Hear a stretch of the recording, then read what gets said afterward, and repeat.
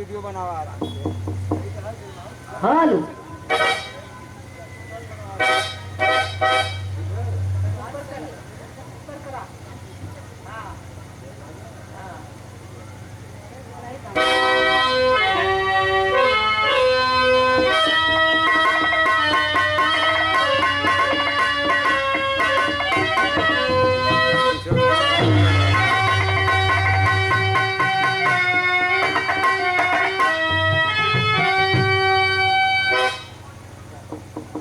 हालो कैसे पतला कर दे भैया। कौन बनावा है मैं कने? हालो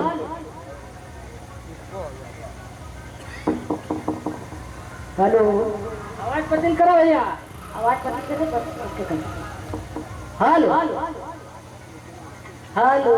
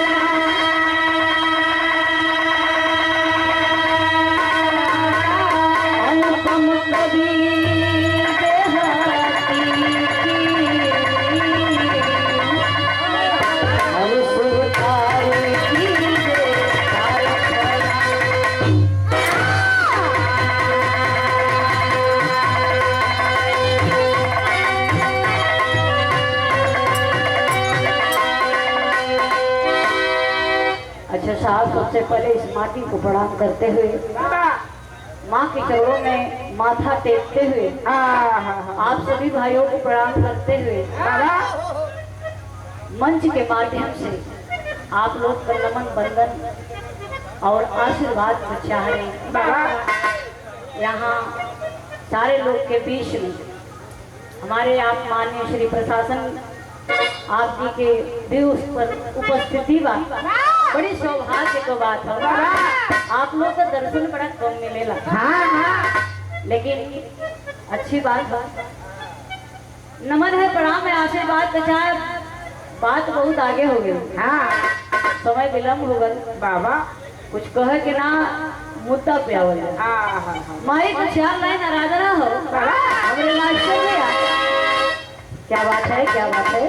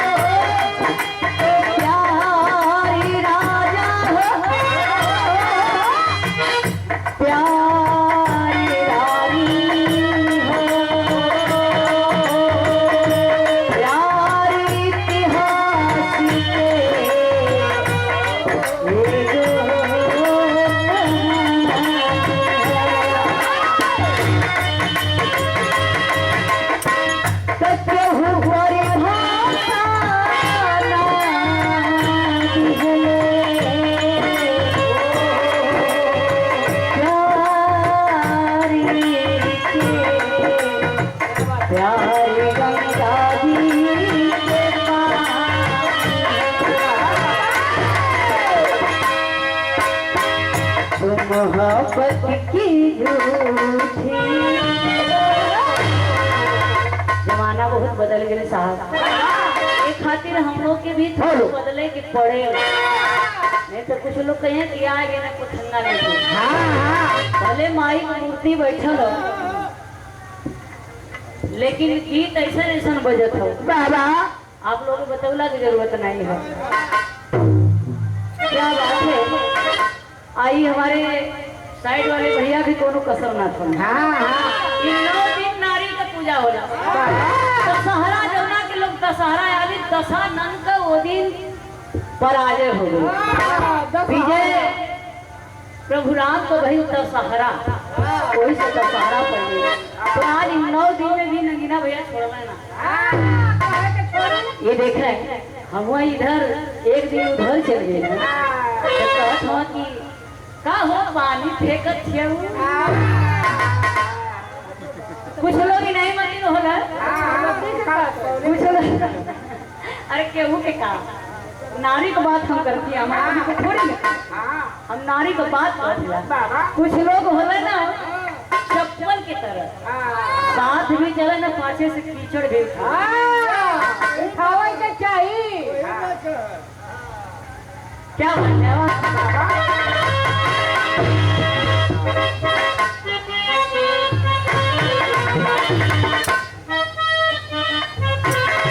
अरे मोहब्बत की झूठी कहानी पे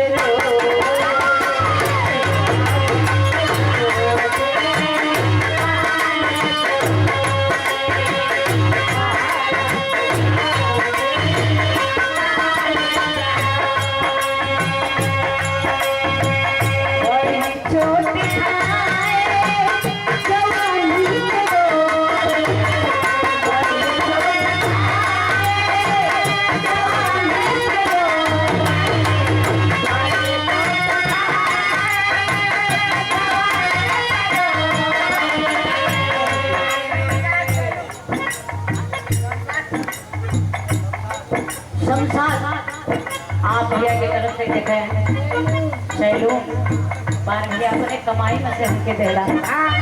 माता रानी अल्लाह ताला आपको बरकत दे। कि हिंदू हो या मुस्लिम हो या सिख हो या ईसाई हो, बतौले थे उतना तरी से फार्मूला बताइए कि मोदी आई है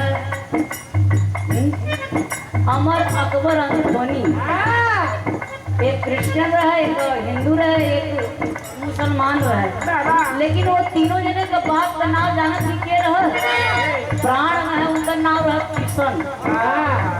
तो चाहे हिंदू मुस्लिम सिख ईसाई जो भी हो, लेकिन वह किशन लाल बाप एक हो, माना का दे नहीं था भैया। सैलून की कमाई से दिला बहुत बहुत प्रणाम भैया। आशीर्वाद को चाह रही आप भूल जा।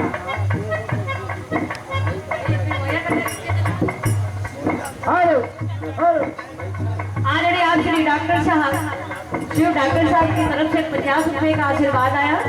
बहुत बहुत प्रणाम, सभी प्रणाम रे आशीर्वाद को चाह रहे।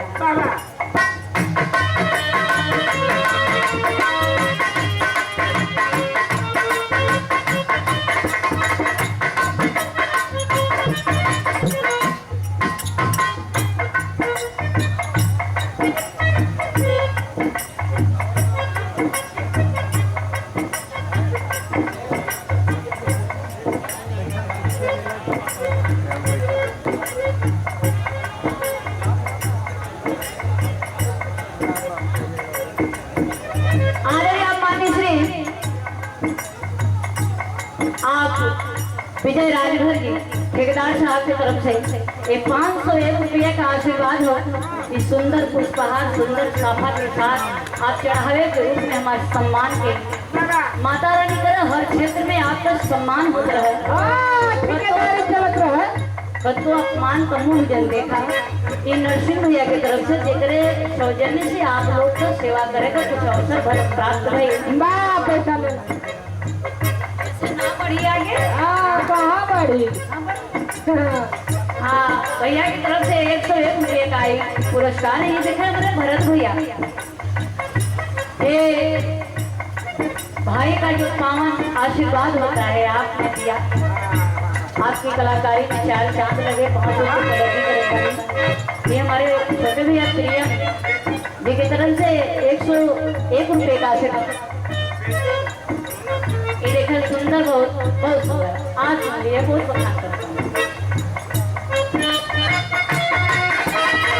बहुत पुरस्कार कर रहे हैं। बड़ी चोट खाए जवानी चलो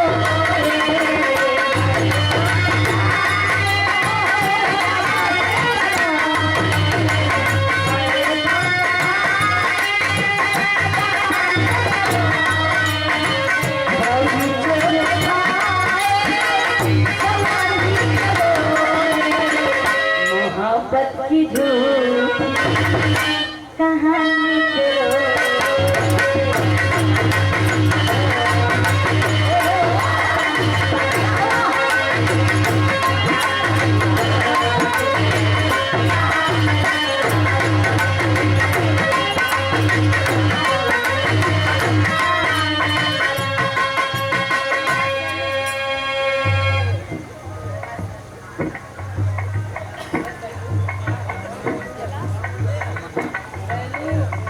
ये देखा शैलाश भैया, अच्छा ये देखा दूसरे सैलून के पुरस्कार आ गए भैया। आज कमाई देना तो कम भाई का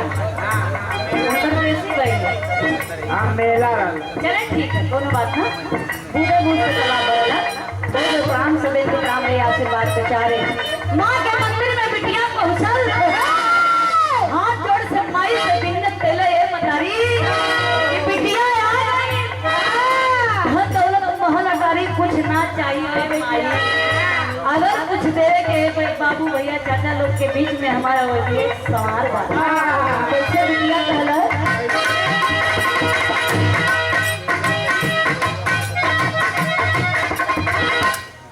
अरे रोना धुन बजाएदा तरुण धुन बजाएदा चितरवाए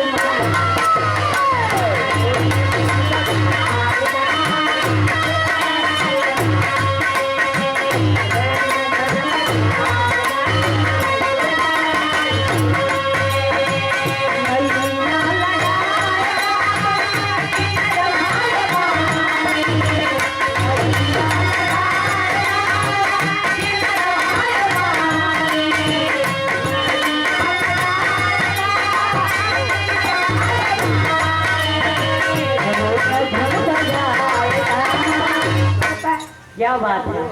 सितरवाए माई, बेटिया पहले बंद में माई से गुहरावत हो।